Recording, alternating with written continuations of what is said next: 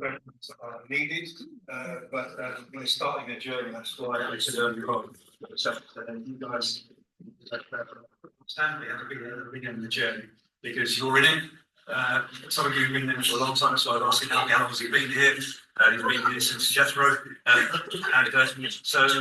so I would between myself and Alfie, for example, yes, I've been outside, but like we've seen lots of changes. We've seen we used to run we used to call home groups, and then we had training, and then we had it morphed into what it is now. So this is part of an ongoing process, but that's why I asked about language, is that I said earlier on, which is that's part of the diagram, is church. And that's kind of a scary thing. It could be scary because what Alec is actually alluding to is that if you're up in High Wycombe with me, and so when he teased me earlier on and he said that we can't church next week. Well, what he doesn't know, just reminded me, is that Cora has been sharing with somebody in High Wycombe. They've got to say they want to come to church, but they live in Hammersmith. So Cora's small, because she's a nurse. Surprise, surprise, Filipino. She comes. We'll cover him up with that. So whilst you're in Hammersmith, come to ECC, and I say, no, she lives in High Wycombe. Let's bring her to our house. So that's what she's going to do, and we're going to have to do this in a real hurry because we haven't done it before. Other than that, the traffic jam over here. Other than that, different country, but exactly the same approach. Context is different. Exactly the same approach. The Philippines, we've been in this for many, many years, and we've started off in a context like we have here at ECC, where we're a big church, and then we started to train to transition into house church. COVID came. We had to put a foot on the pedal and hit the button and say, okay, we're not quite ready just yet, but let's see where God takes us. And so many of you know the story that it wasn't a transition into 25 one church and 25 churches, but that's just transference, yeah. But from those 25 now we're into over 50 churches because what's happening is we're beginning to raise up leaders who multiply. So when you said earlier on about, okay, a house full of people, what we do, there are many ways of doing it. One thing came to my mind was that, well, if I've got 10 people and I've only got room for 5 people in my house, I need to get busy in raising up a leader. So it might hurt a little bit, but those 5 of my children that I raise, that's a normal family. If you stick around, my dad is 33 years old. Okay, so if I'm still feeding him and making his food at 33 years old, I'm sorry, I'm putting this from his rear end, he's going out the door because he's too old. So as a natural family, where people lead the family, he's still using his son, and not stop his own family. Yeah? So that's what I'm trying to say about the language that we're saying here. It's big language, guys. It really is. It's what we've been, how you guys have been running what we've called discipleship groups, and what's cells there, large discipleship groups. Now we're actually saying, this is early church, which is straight from Acts chapter 2. It's early church. And so what we're saying is, in a very good place in time, early church. Yeah. So it's okay to go home at 9 o'clock. Yeah. It's real quick. Okay. This is hopefully this language that you've heard, especially in the whole of last year. We talked about discipleship. We talked about the definition of discipleship. Somebody who worships Jesus in all of life. Somebody listens to Jesus in all of life. Somebody who obeys Jesus in all of life. A person who is changed by Jesus in all of life and teaches others to do the same. Okay. So we've been talking about what this is now. It's not about us doing anything else other than the only way it's going to work. We're going to have every single strategy under the sun. But some of you heard it said that that culture needs strategy for breakfast. And so we're fully aware of that. So we're trying to create a culture of disciple making. So that this what Alec has been saying actually is the beginning part of that. I'm just going to skip through this. Some of you have seen this illustration before, right? I'm not going to go through it. We don't have any time. But this is our discipleship path. It basically is from somebody seeking salvation, which we believe is the beginning of discipleship. So it doesn't start when you accept Christ. It starts as you are journeying to accept Christ, yeah? And then we talk about the first part of new life right the way through. So you've got on the outside, you've got share, connect, serve, and disciple. That's disciple makers. Inverted commas job to do, and the inside is the journey of a disciple. I won't spend more time on that, other than just to say that we probably need to not have it in this, Alec, but what we need to do is made this available for you guys. Yeah, so and we do the training. Hopefully, we'll go through this. So time to go through. But basically, the discipleship pathway makes it clear what disciple how they journey, how they go through to maturity and fruitfulness. It takes us against a finishing mentality. So many churches actually have this: that you get into Christ, you accept Christ, you get baptized, you get put into a back in the day silver group, and then you do life undercover. But actually, that means it's like there's a finish to it, rather than we're actually saying, no, actually, 2 Timothy 2 says that whatever you've heard from me, Paul says to young Timothy, you go and find a reliable person and go and teach them. So this is my version of it. So that they will know to do what they will do to save them. So that's the reason why all of us in this room are here today, because faithful people like Paul and Timothy did that. So that's the reason why we are here. And that then leads us into a disciple-making culture. The reason why Alex has asked me to speak today is about this. It's not a program. We're trying to use different language. This is a journey. Okay. It's not a program, although it isn't football or printed sheets, whatever, but it's something that some people behind the scenes have been doing a kind of a guinea pig for experimental situation at ECC for a while. So these two lovely people over here, Joanna and Peter, who run our Polish group, Polish church and Polish group, they've been teaching this. In fact, Joanna is going to be already started translating. For this company, this organisation, I should say, they've been translating Small Circle, which I'm about to introduce you now. Also, in the Philippines, they have almost finished completing one of the manuals from English into Cebuano. So the goal of this is basically very simple. It's to have a plan by which intentional discipleship developed through personal and group relationship becomes the centre of the church. So, it's the knitting that brings people together, it's football that brings people together, but their core is discipleship. So, if you look at Jesus, we know all this, go through very quickly. So, he spoke to 120 people in another room. So, I think somebody said, I think Raj was saying, you can only go a certain depth with 120 people. But then he then had the 70, the 12, he got real close to, but there was Peter, James, and John, he came closer to. But then at the Last Supper, Peter says to John, who is reclining next to Jesus, he said, hey, ask him who it is. So Peter and James are in the same room. But I can't ask John to go and ask Peter, because John's real close to Jesus. In fact, John says in his own gospel that he was the apostle, the disciple that Jesus not about to be here. So I'm not thinking too fast, just because I'm just aware of time. So Small Circle, it's an organisation, and I won't do it today, but there's an opportunity that you get. So sorry, actually, Jonathan, where's Jonathan? Oh, he's right. So Jonathan's our youth pastor. He's already doing this course. It's a very easy course. All of our leadership are supposed to be doing it, but I don't know. But it's free. You can go online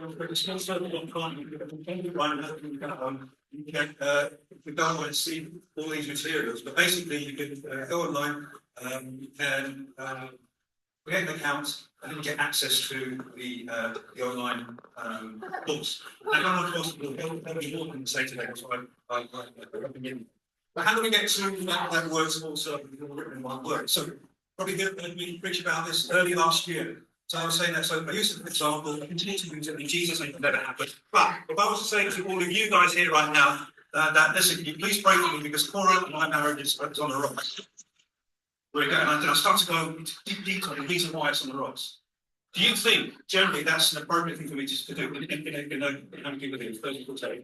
It's appropriate. Most of you are shaking heads to say that. So now, so that's like the last circle. Just that's what we do for the Sunday experience. But then I go to my discipleship group, my discipleship cell,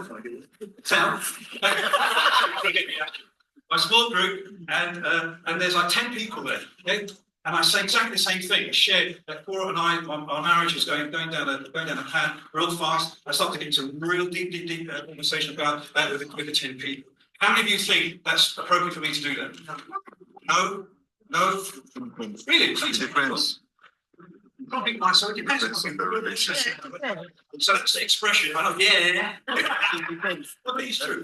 I might be more close to us. For me, okay, actually, that's it. So, but you know, for maybe Friday, but you know, but that would be like a mid-serve. That's how Guy Steve McCoy. I've got to know him actually. Alec and I have had a conversation with him online. That's how he's described. Large circle is what we do on Sunday. Mid circle will be like our group. But if I now know, actually, I'm not sure. If I now know Peter very, very well, I'm going to say, bro, listen, Laura's by now is just going down the pan, and he's a mature Christian, and I'm not going to trust him with that information. Is that going to be appropriate? Yes. It'll be more appropriate. Yeah. It's going to be more appropriate. That is what is described as a small circle experience, the one-to-one. In fact, how Steve McCoy puts it is real cute because he says it's a table for two. So, like what Alex said earlier, like if you after church go and you do in between the group that you have, and you're mentoring somebody, something, or you have a relationship with one person, you go for a table to have a pizza for a fiver, and then you can have a conversation all around your house, whatever the case is. It's that type of experience now, as well as Sunday at the temple, as well as a small group in the house, the one-to-one relationship, and it will differ. Jesus speaks to Zacchaeus, he's up a tree, he goes to see the woman at a well, he goes to Paul, we just go to Paul, he shouts from Paul from on high, falls off his horse. Different circumstances, speaks to Peter. Peter is walking on the water, one conversation, and he's on the beach is another. So, but it can be a customary conversation. And you imagine if every single one member of ECC who are mature enough to have a relationship like that, it would change the face of the ECC family overnight. I'm not trying to suggest that it's a big switch happens overnight, because we are in a culture, because that's what we get, which is not that at the moment. But that's kind of like the way we are going. It might be in 5 years' time we may not do this, and it might be there's another way of doing it. We design our own way, or whatever the case may be. So not to be a fixed, rigid thing. So many people have said to me, it might not be some of you here, I don't think, have said to me, but the current setup we have our small groups is that they've used that word. It's a bit rigid. Yeah?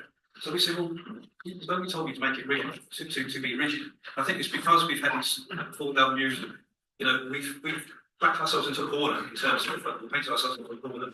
We've become rigid rather than actually we speak fluid within the realms of the biblical principles over here in Acts chapter 2. So, what it does is the one-to-one small circle approach journey. It's one-to-one focus. It's biblically based. And also there's a multiplication effect because the way the tools are set up, without going into too much detail, it's 2020. So without going into too much detail, let's say for example now, go back to Peter. If Peter is he's going to make me more mature than me. I'm the disciple. So there's materials for me, there's a disciple book, but there's also a disciple maker book. Yeah. So if I'm a new Christian, there's something called Next, just a sec, which is just we meet on a weekly basis because that's what I need. Babies need to be fed every 5 minutes, right? When I'm mature, I can control how much food I eat. As Alec has already said, there's going to be an opportunity with me just on a every other week basis. Yeah. So, but what happens is along the way, through the material, he is discipling me. He is mentoring me, okay? And I get to the stage where it's the material. Where I can now start to disciple somebody else. So now I become a disciple maker. So now you can see the multiplication effect, which again, surprise, surprise, is part of the early church. That's why we use that.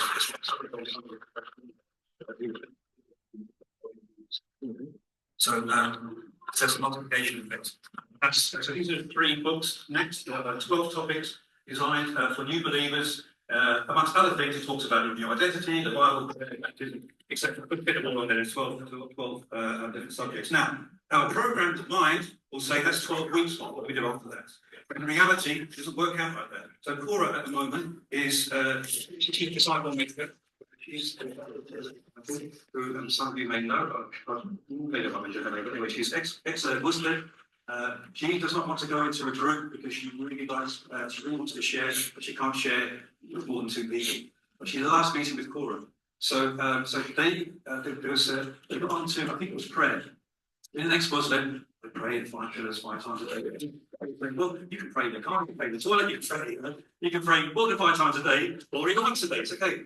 And so they hovered on that subject, I think 3 weeks, because she was having issues with it.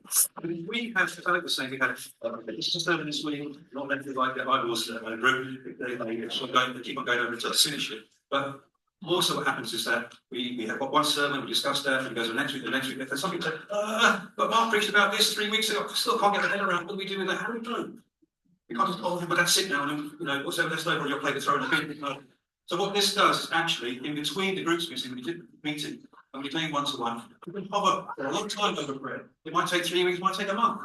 But it's not about giving information, it's about the experience of living the journey. Yeah.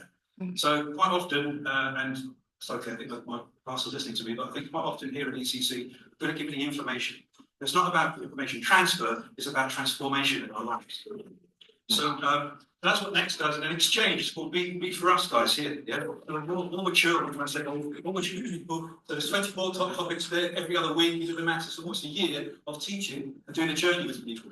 So that's designed for every 2 weeks. And it talks about purpose, about power of prayer, voice of God, temptation. You see all those things are a lot deeper topics than a new Christian. And then it goes into what we call mix, which again, topics are a lot deeper. And sometimes it goes, you can meet once a month, because as you go deeper, there are there's like journaling and things like that to do. So you can go back and forth with that. Just going to fly through this because all the books are free, the course is free, you have to go online, it's smallfilter.com, it gives me to there's also a mobile app. Okay, so Jonathan, our youth leader now, for example, so you see our young guys, maybe other one of them and like books and the rest like that. But it is actually, all of them have got a mobile phone, so that's how we tackle. But anyway, they're on free books, the free mobile app. With the app, for example, myself, if I introduce my disciple, make it on his disciple, and we don't have one of the books, but we have an app. If I allow him to, a little bit like Facebook, where you click a button and he can now check if I'm reading what we agreed to read the week before. Like reading all my Bible verses and I'm journaling. If I can, not to pick up, you can't see what I'm doing, like it's live, it comes out, whatever. That just means that he can check what I'm doing. Another great thing as well for measuring. So one thing I've done very well here at ECC, because of just not having to get at ECC, but just because of the way that we've been doing things in the past, we're able to measure. We can measure if the church can have like an affiliate account, and that measures. So if everyone that's here, then let's say it's 30, there'll be 15 then one-to-one relationships here. If we're able to use our phones, again, press a button allowing, say, Alec, who is going to be like the coordinator, for example, he can see that there are 15 disciple-making relationships going on in the church. If we decide to drop out, one drops out, we'll now say it's dropped to 14. We'll say, who is it? Oh, Mark, I'm a disciple maker. We met with Peter Riley and we went to Holland and a church over there in Jesus' name.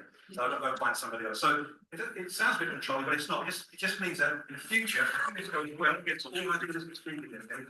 I understand there are really one questions, blazing areas. But in an ideal situation, if we do go down this route, it means that we're able to measure as a church for the first time in a long time how many people are actually in the disciple-making relationship. So I think it comes in. Just go back. So please do not see these things that I spoke about earlier on, but I'll just blaze through in a very short space of time in a small circle, and also on discipleship pathway. Please do not see them in isolation. They are all linked. Everything that we do. So one thing that's come to my mind, for example. So Jonathan, our worship director, is not here, but he has 60 people in the worship team. Anybody worship team over here? Okay, so you guys are part of it, right? So we're saying to him, 60 people. That, and I'm not joking when I say this, is larger than the average healing church in the UK. So he's got a church already. How does he pastor those guys? Well, we're suggesting that he took this approach, even within his the worship group, worship team, worship department. He could probably have like about 4 or 5, even more, small groups there. And we haven't had that thinking yet. In a part of people who said taken a cell group. That's extreme. But people say, oh, that's another thing. But as Kenny alluded to earlier on, music all them together. That's the thing that brings them together. So how can I disciple somebody? How can we disciple people to make it? Jonathan can't do it on his own. So he's going to have to raise up some leaders. So what I'm saying, Alex doesn't know what to say. What I'm saying is that, okay, if you've got a worship leader, are you just going to be leading worship? Or are you going to be leading people? That's a question that I put out. So I hope that makes sense. I'm pretty sure it's right. 2029 then, lose what's going on. That's just the one. So the way this works, then you don't know what we get that. So everybody comes to faith and hopefully someone brings them, and this process will start straight away. Whoever brings to the church, just know if you start bringing people to church, you're going to have to be this way. When you're the connection. There's no point passing them on to someone else. You're the reason they've come. But the plan and the hope is this: that 6 months, so you start this process. After 6 months, whoever you're discipling, you begin to say to them, right, I need you to go start praying about who you're going to disciple. And then we get them beginning to do the process as well. And then so they still continue with their discipleship, but then they begin to disciple.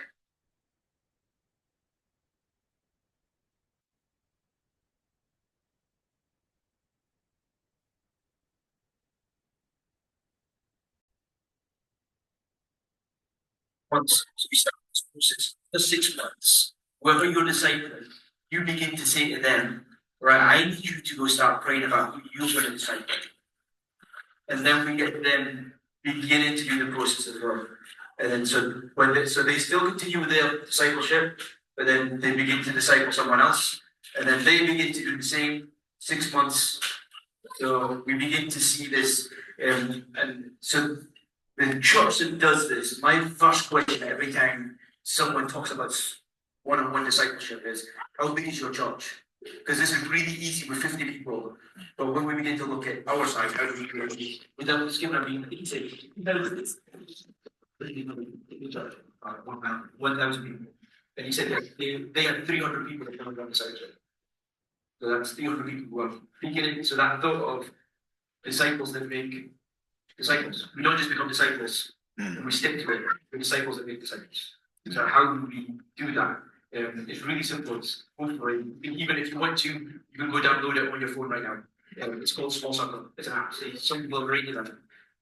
But yeah, you can begin to look through it. If you're in the trial phase of this, so we're looking for people to try this out first, and they come back to us and go, this is what works, this is what doesn't work.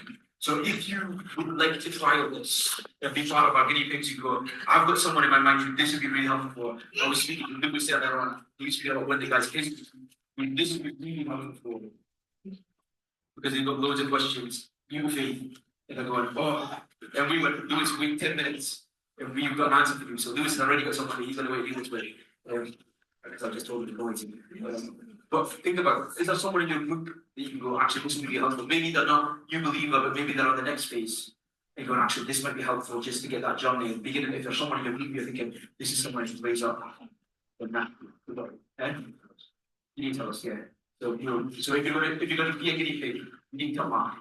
Because what we're hopefully going to do is, before we launch this to the church, we want to hear stories from people like yourselves. Because if I turn around and stood up in the church and went, one-on-one discipleship, I've been doing it for the last year, look how great it is. Everyone will look at me and go, yes, you're the pastor. This is what you do for a living. Whereas if one of you who's got a full-time job stands up just like one of them and they go, I've been doing this and it works. They will turn around and go, oh, if they think you will. Yes, thank you, sorry. Yeah, one one. Yes. I was feeling covered in very good. You can read and understand people are and fear of each other, one to watch. So that's what important.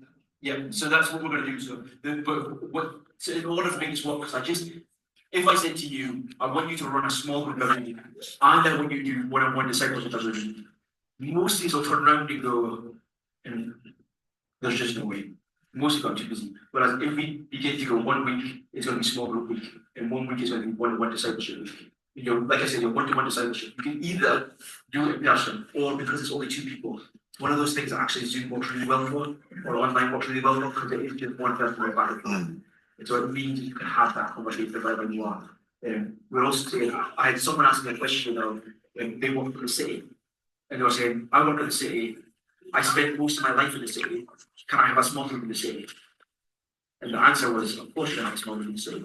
If you can find a bunch of people and that's the place that they gather, then why not have it there? The difficulty, and I realised the difficulty with small groups is, and this was the same for me, I used to love having a small group in my house. And it was for a simple reason. There were 2 reasons for it. One, if no one turned up, it wasn't an issue of just watching TV. It didn't matter. The second reason was this, when you get home and you sit down, the last thing you want to do is get back up and get out. Which may mean that for somebody who's going, actually, let me begin to, what does it look like we had a meal around our house? Rather than people going home, they come straight to us and they eat together. And rather than finishing at 9 o'clock, or as my wife's group finishes 12:30, you go actually finish at 7:30. Everyone will home for that. So it's an hour and a half. And then you go, actually, so they come straight into their house.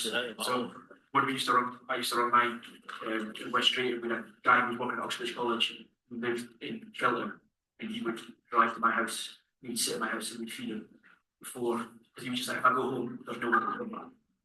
So there is ways around kind of looking at this and just shift around more and more. Actually, and if you do choose to eat together, we are the generosity part of this. You ask everyone to bring a dish every so often, so then it's not all the pressure on you.